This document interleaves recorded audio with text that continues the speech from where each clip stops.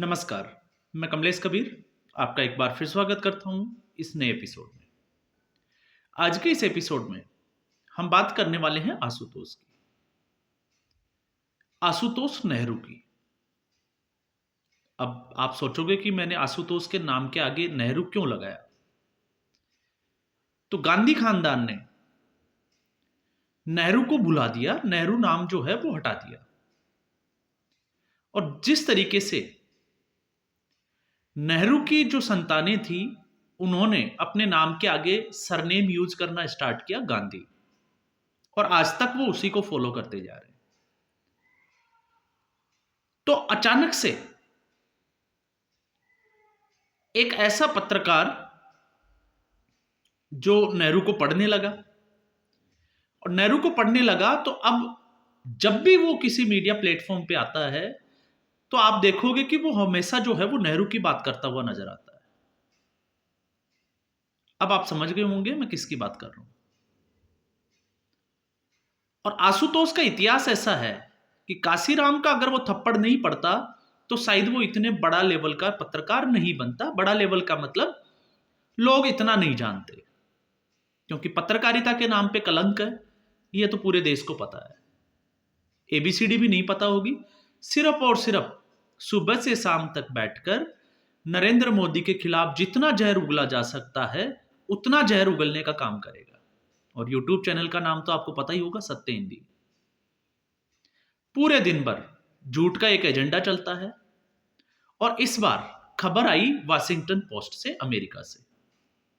Washington post अपने आप में एक बड़ा अखबार, और उस अखबार में एक खबर छपी और दावा किया गया कि भारत इस वक्त पाकिस्तान जैसे देश में लगभग 6 आतंकवादियों को, अब यहां पे आतंकवादी वर्ड मैं इसलिए यूज कर रहा हूं क्योंकि यह वर्ड वहां पर यूज किया गया है कि जो भारत विरोधी गतिविधियों में शामिल रहे उनको बड़े ही रोचक ढंग से भारत ने उनका कत्ल कर दिया, उनको मार गिराया।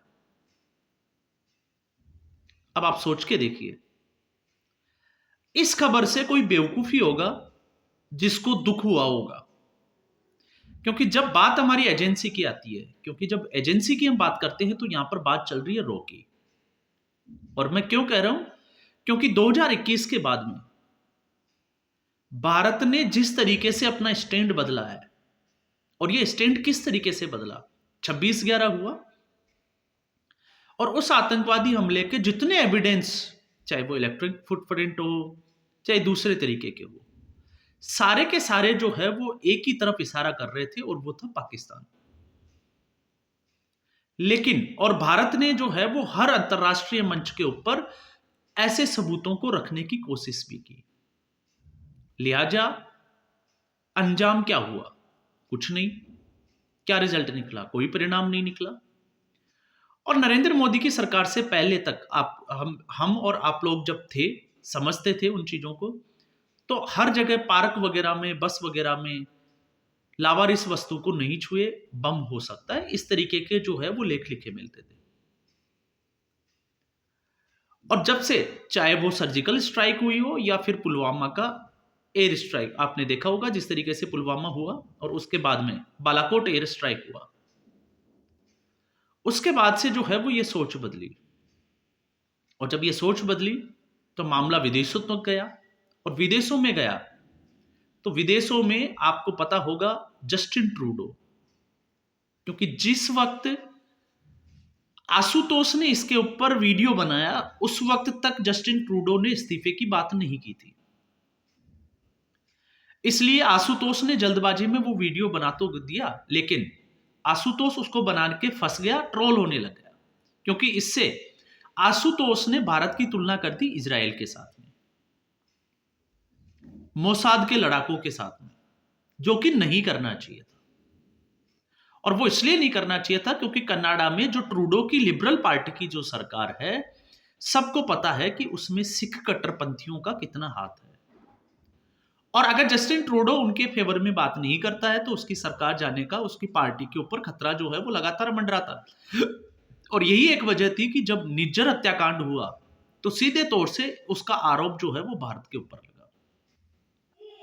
हालांकि कनाडा जो है वो उसको आज तक आरोप तो लगाए लेकिन साबित नहीं कर पाया। बीच में आपने देखा होगा अमित शाह का नाम भी उछला था, और उसी दौरान निजर के बाद में एक के बाद एक, चाहे वो लश्कर ए तोयबा के हो या फिर दूसरे किसी आतंकवादी संगठन के, पाकिस्तान में जिस तरीके से एक पूरे प्लानिंग के साथ में किसी को गोली मारी गई, किसी की हत्या किसी तरीके से की गई, तो उससे एक चीज तो साफ तौर से नजर आ रही थी कि ये जो है वो सारा कुछ प्लान करके किया हुआ है। और उसी बीच फिर आता है गुरपवंत सिंह पन्नू, अमेरिका में बैठकर जो लगातार जो है वो भारत में प्लेन को उड़ाने की बात करता है, बस स्टैंड को उड़ाने की बातें करता है, और तमाम तरह की भारत विरोधी गतिविधियों में जो है वो शामिल रहता है। और उसकी हत्या के प्रयास में एक व्यक्ति को अरेस्ट किया जाता है, और तब भी जो है वो भारत का नाम उछलता है। भारत ने पूरा सहयोग दिया, लेकिन साबित उस अभी तक वो जो है वो साबित नहीं कर पाया अमेरिका भी। जबकि अमेरिका में उस वक्त की अगर आप सरकार की मानसिकता देखोगे तो वो भारत विरोधी सरकार, जो बाइडेन की अगर आप देखोगे तो सारा का सारा कच्चा चिट्टा आपके आंखों के सामने निकल के आ जाएगा। और जब हम ये कहते हैं कि ऐसा क्यों, तो उसके पीछे फैक्ट्स भी होते हैं। और फैक्ट्स क्या है?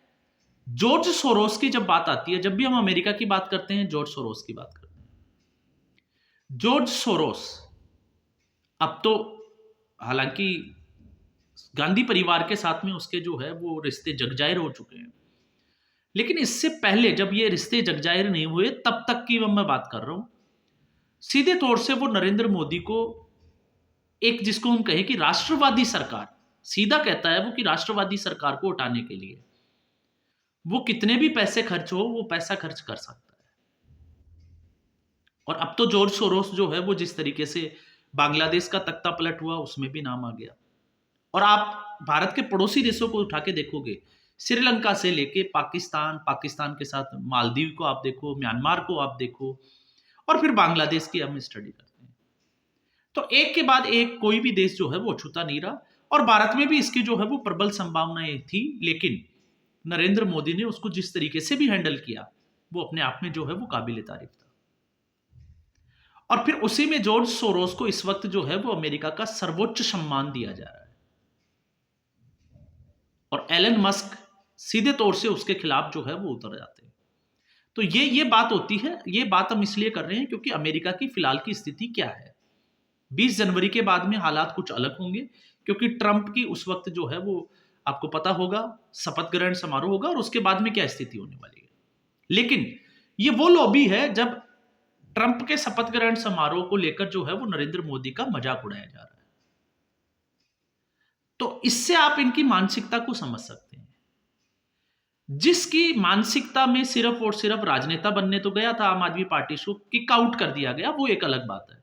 लेकिन नेहरू में जिसको सब कुछ जो है वो नेहरू के अलावा कुछ नहीं दिखता, तो जब नेहरू के अलावा कुछ नहीं दिखता तो टीवी के मंच पे अगर किसी ने नेहरू को पढ़ा होगा तो वो माउंट बेटन की बेटी पामेला हिक्स की बात जरूर करेगा, उसकी बुक की बात जरूर करेगा, क्योंकि हम अक्सर करते हैं।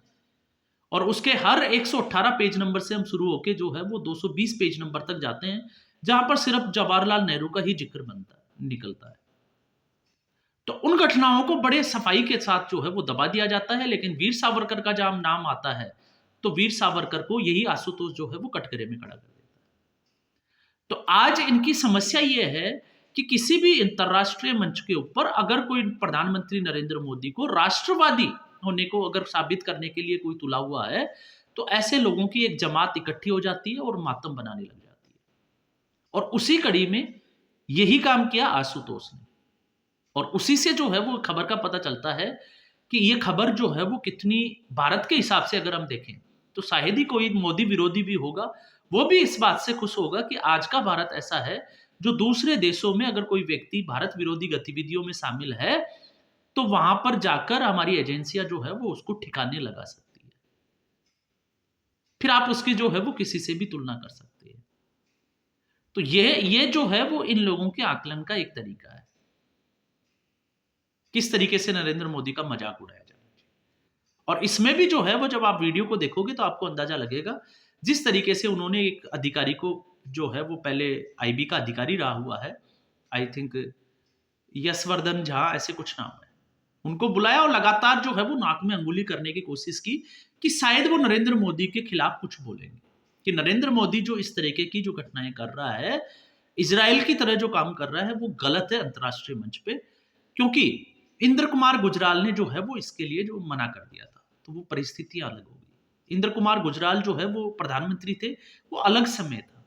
आज का जो समय है वो अलग समय है, और इस वक्त बात का ध्यान रखा जाता है कि देश की जनता जो है वो प्रधानमंत्री से क्या उम्मीद रखती है।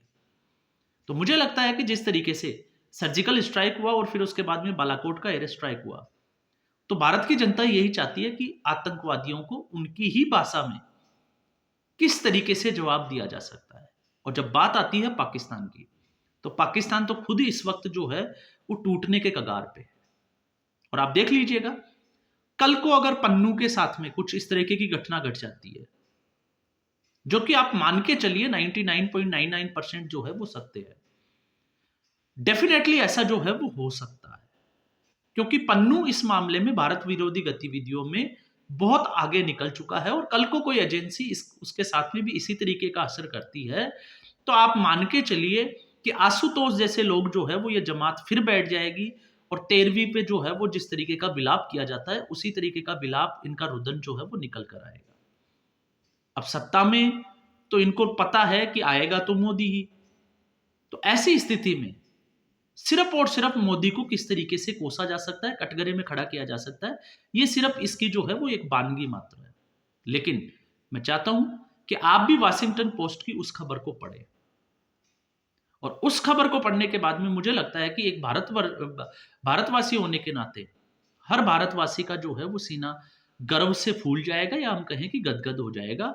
और आप भी जो है वो हो सकता है मोदी विरोध में हो, लेकिन इस खबर को देखने के बाद में तो आपको लगेगा कि वाकई में भारत की एजेंसियां जो है वो पहले के मुकाबले इनको फ्रीडम मिली है, और वो स्वतंत्र होकर उसी देश में घुसकर जहां आतंकवादी बैठे वहां पर जाकर जो है वो कत्ल कर सकती है। अब भारत इस पे चुप है, वो एडमिट कर रहा है नहीं कर रहा है आशुतोष के नजरिए से, हम उस पे नहीं जाएंगे। लेकिन मुझे लगता है कि वाशिंगटन डीसी का जो ये वाशिंगटन पोस्ट जो न्यूज़पेपर है, उसका पोस्ट काशीराम का जो थप्पड़ था उससे भी ज्यादा करारा थप्पड़ है आशुतोष के गाल के ऊपर, और वो उस सदमे से बाहर नहीं निकल पा रहा। तो आज के एपिसोड में बस इतना ही। उम्मीद करूंगा वीडियो एपिसोड आपको पसंद आया होगा। वीडियो को लाइक करें, शेयर करें, चैनल जरूर सब्सक्राइब करें। धन्यवाद।